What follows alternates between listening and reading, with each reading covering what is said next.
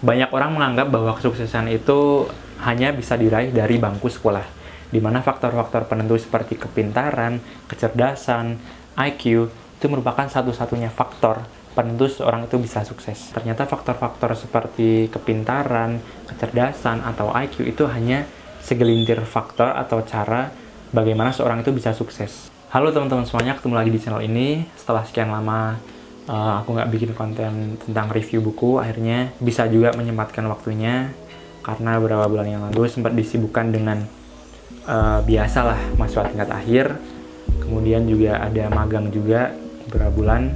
Ini pun bisa bikin karena ada virus corona, akhirnya semua diliburkan. Nah pokoknya teman-teman semuanya tetap stay safe, jangan kemana-mana. Pokoknya semoga kondisi cepat membaik. Nah, kali ini aku mau nge-review buku, judul bukunya yaitu Outliers, Rahasia di Balik Sukses, ditulis oleh Malcolm Gladwell. Sebenarnya ini buku udah lama banget, ditulis pertama kali di tahun 2009. Tapi buku ini juga sempat masuk sebagai international bestseller, di mana sampai sekarang buku ini juga masih banyak yang merekomendasikan. Banyak orang menganggap bahwa kesuksesan itu hanya bisa diraih dari bangku sekolah, di mana faktor-faktor penentu seperti kepintaran, kecerdasan, IQ itu merupakan satu-satunya faktor penentu seorang itu bisa sukses. Ternyata faktor-faktor seperti kepintaran, kecerdasan, atau IQ itu hanya segelintir faktor atau cara bagaimana seorang itu bisa sukses.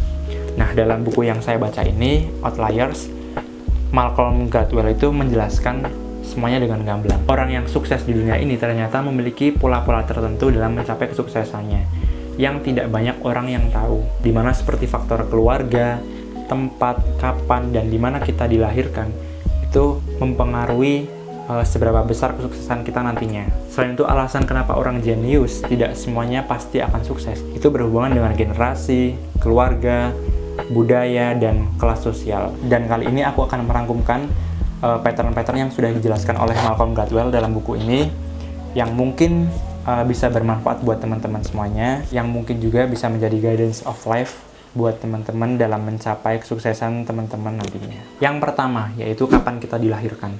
Kapan kita dilahirkan itu ternyata menjadi faktor yang cukup penting yang dapat menentukan seberapa besar kesuksesan kita nantinya. Di mana pernah dilakukan penelitian oleh psikolog bernama Rogers Bensley. Beliau adalah orang yang pertama kali menemukan usia relatif, di mana di Kanada ada salah satu olahraga yang cukup fenomenal, yaitu olahraga hoki. Nah, ada sebuah tim yang cukup hebat yang namanya Medicine Hat Tigers, di mana sebagian besar pemain hoki yang hebat itu 40% mereka yang dilahirkan dari bulan Januari hingga bulan April. Pemain hoki yang dilahirkan di bulan Januari memiliki jumlah 5 kali lebih banyak dibandingkan dengan pemain yang dilahirkan di bulan November. Cerita yang sama juga ditemukan di National Hockey League. Nah, semakin banyak statistik yang dicarinya, semakin besar keyakinan si Bensley ini bahwa apa yang ditemukannya itu bukan kebetulan belaka, melainkan hukum alam permainan hoki di Kanada. Dan di setiap kelompok pemain hoki elit manapun, beliau menemukan bahwa 40% pemain terbanyak itu lahir dari bulan Januari hingga Maret. Kemudian diikuti 30% antara bulan April sampai bulan Juni, dan 20% antara bulan Juli sampai bulan September, dan 10% bulan September sampai bulan Desember. Dan penjelasannya pun sebenarnya cukup sederhana. Kapan kita dilahirkan itu bukan karena kepercayaan atau mitos atau apapun itu. Itu semua karena hukum permainan hoki di Kanada memberikan batasan penerimaan anggota baru per 1 Januari. Nah, di mana para anak-anak berusia 10 tahun di tanggal 2 Januari itu bisa bermain dengan anak-anak usia 10 tahun yang lahir di akhir tahun tersebut. Dalam kondisi pra-remaja seperti ini, jarak 12 bulan seperti ini itu memiliki perbedaan yang sangat mendasar, di mana anak yang berusia lebih awal yaitu Januari memiliki fisik yang lebih besar dibandingkan dengan anak yang berusia 10 tahun yang lahir di akhir tahun. Selain itu, anak yang berusia 10 tahun di bulan Januari tersebut memiliki pengalaman yang sudah lebih dibandingkan dengan anak yang berusia 10 tahun yang lahir di akhir tahun tersebut. Dan tentu saja anak yang dilahirkan di bulan Januari itu mereka akan terlihat seperti pemain yang lebih besar, lebih hebat, dan tentunya sudah lebih dapat beradaptasi dibandingkan dengan anak yang berusia 10 tahun yang lahir di akhir tahun tersebut. Jadi sederhananya, anak yang lahir di bulan Januari atau awal tahun itu mereka memiliki keuntungan pendewasaan yang lebih dahulu dibandingkan dengan anak yang lahir di akhir tahun tersebut. Nah, contoh lain juga pernah aku alami ketika aku masih duduk di bangku sekolah dasar, di mana waktu itu ada seleksi Popda sepak bola, di mana batasan umur maksimal untuk mengikuti Popda tersebut yaitu para siswa yang lahir di tahun 98. Nah, karena kebetulan aku lahir di tahun 1999, jadi waktu itu aku nggak bisa ikut Popda. Nah, kira-kira seperti itu. Bagaimana kapan kita dilahirkan itu akan mempengaruhi kesuksesan kita nantinya. Yang kedua adalah di mana kita dilahirkan. Di mana kita dilahirkan itu juga menjadi faktor yang sangat penting yang dapat menentukan seberapa besar kesuksesan kita nantinya. Selain itu, di mana kita dilahirkan juga menjadi faktor perbedaan atas kesempatan yang didapatkan oleh setiap orang. Contoh sederhana seperti ini, orang-orang yang dilahirkan di desa dengan orang yang dilahirkan di perkotaan itu mereka memiliki kesempatan yang berbeda.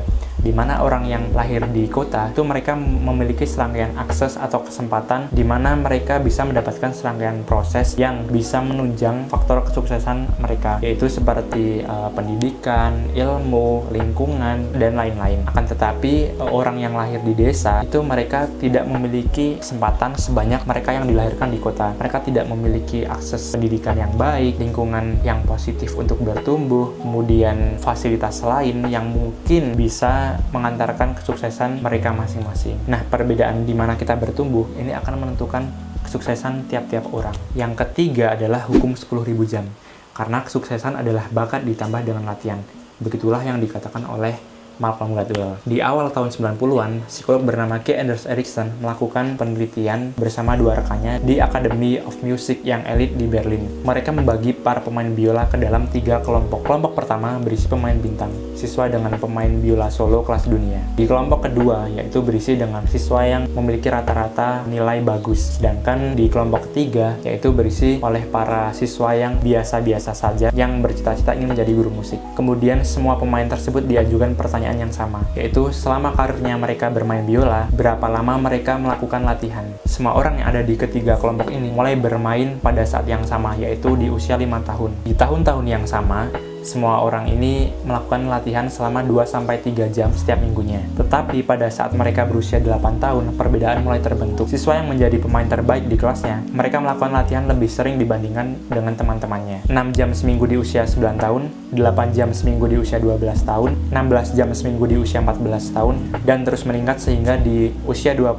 tahun, mereka berlatih dengan niat dan sengaja dan terus meningkat menjadi lebih baik lagi selama 30 jam setiap minggunya. Dan di usia 20 tahun, para pemain yang hebat tersebut, mereka berhasil berlatih selama 10.000 jam lamanya, selama 20 tahun. Bila dihitung, pada usia 20 tahun, para pemain hebat tersebut telah menghabiskan waktu latihannya selama 10.000 jam lamanya. Sebaliknya, para siswa yang biasa saja yang ada di kelompok B tersebut, mereka hanya menghabiskan waktu sekitar 8.000 jam saja, sedangkan para siswa yang di kelompok 3 atau para siswa yang ingin menjadi guru, mereka hanya berlatih sekitar 4.000 jam saja. Ericsson dan rekannya kemudian membandingkan para pemain piano profesional dengan yang biasa saja. Pola yang sama pun muncul. Para pemain amatir, mereka tidak pernah menghabiskan waktu latihannya selama 3 jam lamanya setiap minggu di masa kanak-kanaknya. Sehingga pada usia 20 tahun, mereka hanya berlatih selama 2.000 jam saja. Sebaliknya, para pemain profesional, mereka terus meningkatkan waktu latihannya, sehingga pada usia 20 tahun, mereka berhasil mencapai 10.000 jam latihan. Dan itulah sebabnya mereka bisa menjadi orang yang sukses atau orang yang ahli dalam bidangnya. Jadi, gambaran yang muncul dalam penelitian yang dilakukan oleh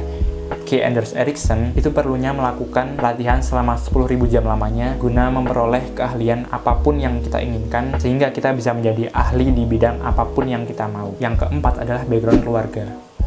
Nah, background keluarga ini juga menjadi hal yang sangat penting yang dapat menentukan seberapa besar kesuksesan kita nantinya. Penjelasannya sebenarnya cukup sederhana, bahwa akar dari sebuah pendidikan, yaitu pendidikan akhlak, pendidikan moral, karakter, berakar dari keluarga. Jika keluarga tersebut berhasil mendidik seorang anak jadi anak yang baik, jadi anak yang berkarakter dan memiliki etika, bukan tidak mungkin anak tersebut akan tumbuh menjadi pribadi yang baik, yang akan menentukan seberapa besar kesuksesan anak tersebut nantinya. Tapi jika sebuah keluarga keluarga gagal dalam mendidik anak, misalkan karakternya tidak dididik, tidak memiliki attitude, tidak memiliki moral, dan sebagainya, bukan tidak mungkin anak tersebut akan tumbuh menjadi pribadi yang tidak baik juga, dan akhirnya bisa menghambat bagaimana anak tersebut bisa mencapai kesuksesannya. Penjelasan lain yang dikatakan oleh Malcolm Gladwell bahwa Bill Gates itu tidak akan mungkin menjadi orang terkaya di dunia kalau Bill Gates lahir dari keluarga yang miskin. Nah, Bill Gates itu dulu dilahirkan dari keluarga yang kaya raya, sehingga orang tuanya memberikan kesempatan untuk Bill Gates bersekolah di sekolah elit di Seattle, di mana ketika Bill Gates sekolah di situ, Bill Gates mendapatkan serangkaian kesempatan yang mungkin tidak akan didapatkan oleh kebanyakan orang, seperti kesempatan belajar komputer secara gratis, mengingat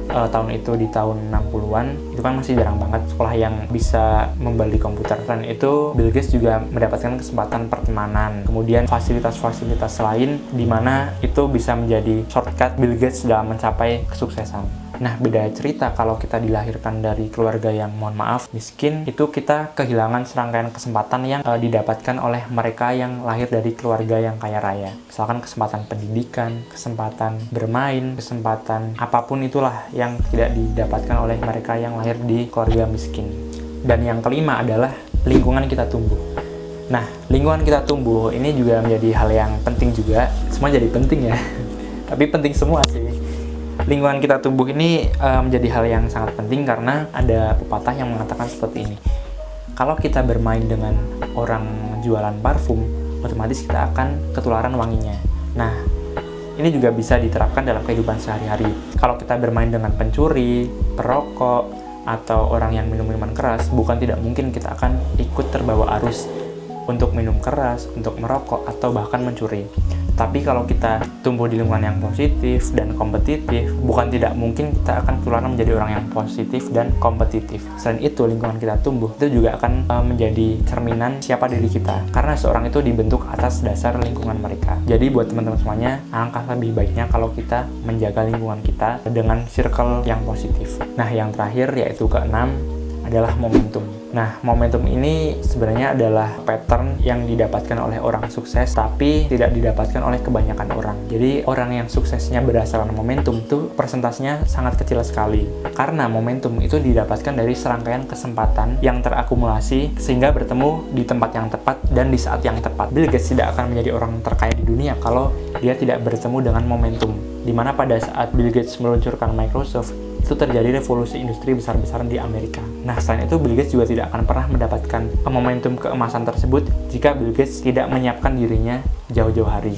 Nah, bicara soal momentum, ini sebentar lagi Indonesia akan menghadapi momen di mana di tahun 2030 nanti Indonesia akan berada di fase yang dinamakan bonus demografi. Nah, untuk itu buat kita sebagai anak-anak muda, perlunya menyiapkan diri kita, entah itu skill, network, atau apapun yang mungkin bisa kalian gunakan untuk menyambut momen keemasan bonus demografi tersebut. Jangan sampai kita tidak bersiap-siap, kita hanya mengalir-mengalir saja, sehingga saat momen keemasan itu datang, kita hanya menjadi penonton. Dan yang lebih parahnya lagi, yang berhasil menyambut momentum tersebut adalah orang luar. Itu kan parah banget. Nah, kira-kira seperti itu teman-teman, beberapa pattern yang sudah dijelaskan oleh Malcolm Gladwell dalam buku ini.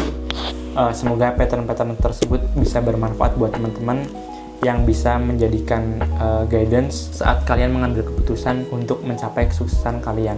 Nah, dengan kalian mengetahui lebih awal, semoga ini bisa menjadi pattern di mana kalian bisa aware pattern mana yang akan kalian ambil, apakah background keluarga atau kerja keras, ketekunan, hukum 10.000 jam tadi, atau momentum, atau apapun itulah, terserah kalian. Nah, semoga ini bisa membantu teman-teman semuanya.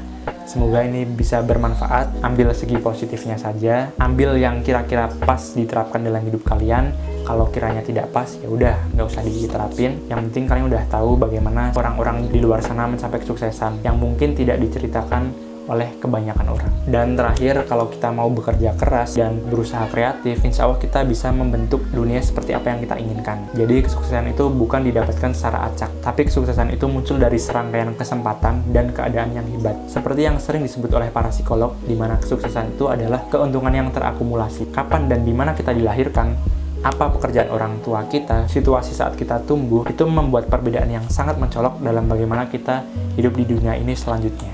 Oke teman-teman semuanya, cukup sampai di sini. Semoga video ini bermanfaat dan jangan lupa di share, like, dan subscribe. Tunggu next video. Thank you.